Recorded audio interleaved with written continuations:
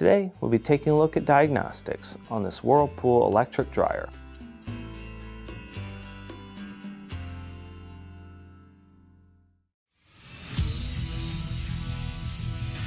Be sure to visit ApplianceVideo.com, where you will find thousands of repair videos on the latest technology. And for a limited time, you can save big on an annual membership and take advantage of all of our premium benefits. ApplianceVideo.com. Do it right the first time.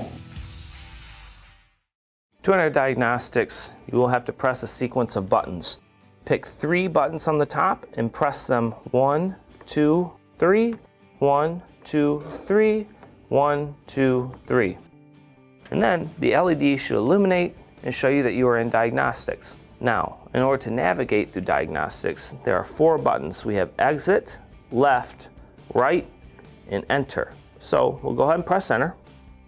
And press it one more time to enter in. Now, there's a couple of different options that we have here, such as factory diagnostics. If we press normal to enter in, there's a nice factory cycle on here. We can execute it by pressing start. And this is going to turn on the motor for about 5 minutes with heat and then run for another 5 minutes without heat. Now, of course, if you need to exit this, press the exit button. And then the next one will be a factory reset. You shouldn't have to do that too much, but if you have to, go ahead and press execute. If not, let's go ahead and exit. Now, let's go to the next setting, which is system information. This is where you're going to find the model, serial number, all of that good jazz. The next one will be fault history. This is very important if you're having a problem. So go ahead and press normal to enter. Then it's going to show you the newest fault code first. Now, the more common error codes you might find are an F1E1 for main control, a F2E1 for a stuck button, or an F3E1 for a shorted thermistor. Of course, refer to your tech manual to find out which code corresponds to what component, and then we'll go ahead and exit out of here.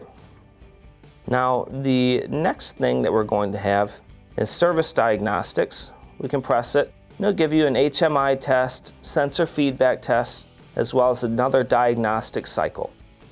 Let's go back, go to the next portion, which is this exit service mode. Of course, you can execute by pressing normal, or you can exit service by pressing exit a couple of times. We'll go ahead and press normal. It will exit out of service mode, and this will complete diagnostics. Thank you for watching another quality video from ApplianceVideo.com. If you found this video helpful, make sure you click the like and subscribe to our channel.